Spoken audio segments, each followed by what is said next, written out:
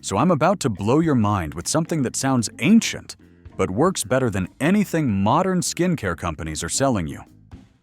Today, we're diving into something I've been absolutely obsessed with lately. And no, it's not another fancy $50 exfoliator that promises to make you look like you've never experienced stress in your life. It's actually something that's been used for generations across various African cultures, yet somehow remains relatively unknown in Western skincare routines. The African net sponge, or as some of you might know it as the African exfoliating net. I'll be honest, when I first came across one of these, I had absolutely no idea what I was looking at. Was it a decorative piece? Some kind of kitchen tool? Turns out I was holding a tool connected to traditions that go back generations.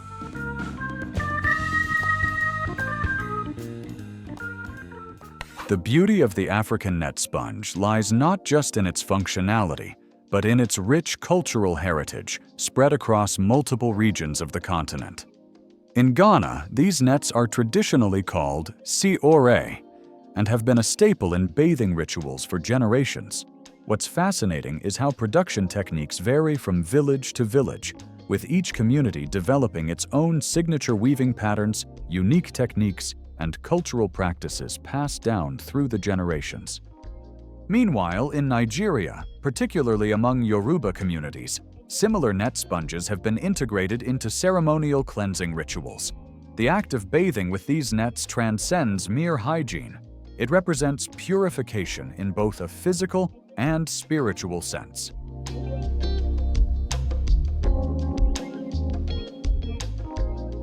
Let's talk about how these net sponges were traditionally used, because it goes far beyond what most of us think of as exfoliation today. In many West African communities, the net sponge wasn't just a personal hygiene item, it was a community bonding tool. Bathing was often a communal activity, especially for women and children, and the techniques for using the net sponge were shared and taught as important life skills. The sponges were typically used with traditional black soap, known as alata samina in Ghana or ose dudu in Nigeria. This combination creates a perfect synergy, the soap's natural antibacterial properties paired with the mechanical exfoliation of the net. Users would work the net in circular motions across their skin, paying special attention to rougher areas like elbows, knees, and heels.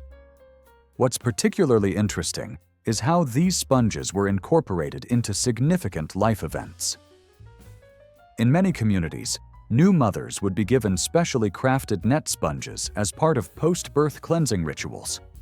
Young girls would be taught how to use them as part of their transition to womanhood, and brides would receive them as gifts before their wedding day. The net sponge wasn't just about physical cleanliness. It represented cultural cleanliness, spiritual purification, and community connection. And that's what makes these simple tools so much more fascinating than the latest trendy exfoliator you'd find at Sephora.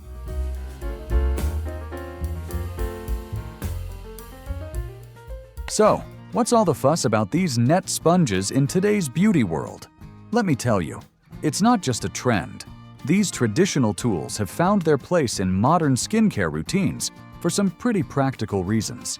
The African net sponge offers something that many alternatives simply can't match: effective exfoliation with a design that works. Unlike those dense, thick loofahs that trap moisture and bacteria, the open weave structure of the African net sponge allows for better airflow and faster drying, reducing the opportunity for bacterial growth. The slightly coarse texture provides effective exfoliation while still being gentle enough for regular use. Many people report that their skin feels less irritated after using these compared to harsh synthetic scrubbers, though everyone's skin is different.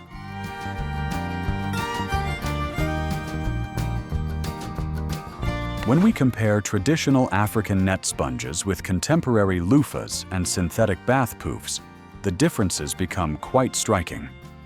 Most synthetic alternatives are made from nylon or other plastics, and they often have dense mesh structures that can harbor bacteria.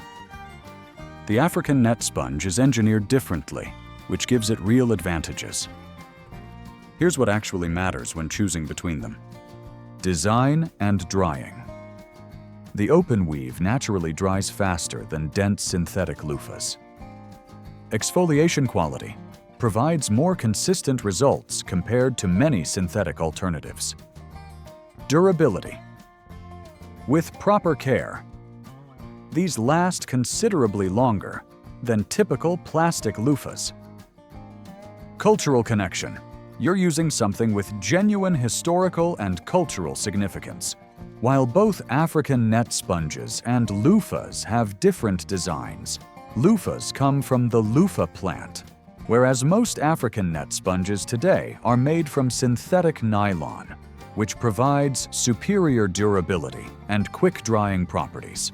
This might seem counterintuitive when we talk about tradition, but here's the reality. The design and weave pattern of African net sponges make them functionally superior, not whether the material is plant-based or synthetic. This nylon construction is why they outperform denser alternatives.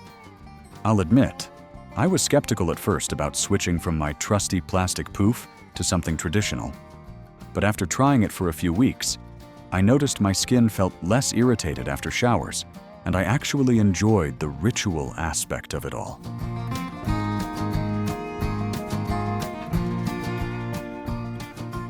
Here's something that doesn't get talked about enough. The real value of African net sponges today isn't about marketing claims. It's about keeping traditional crafts alive. As younger generations in African countries increasingly move to cities and adopt modern lifestyles, many traditional skills risk being lost. The growing international market for these handcrafted items creates real economic incentives to maintain these practices. Organizations working directly with artisan communities have established programs that document techniques, create apprenticeships, and ensure these skills are preserved for future craftspeople. When you purchase African net sponges, look for companies that provide transparency about their sourcing and support fair trade practices. Some brands now include information about the specific communities involved in production, ensuring that your purchase supports the preservation of traditional knowledge and sustainable livelihoods. By choosing traditionally made body care tools, you're participating in something genuinely meaningful, keeping cultural practices alive and supporting the people who've perfected these crafts over generations. They're not museum pieces, but functional, desirable products that continue to serve their purpose across cultures and generations.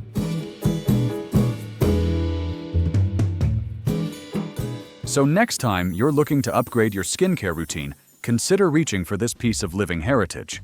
Your skin might thank you, and you'll be supporting something way bigger than just another beauty trend. Thank you for watching another episode of Everyday Nuggets. If you enjoyed this episode, please like and subscribe for more videos.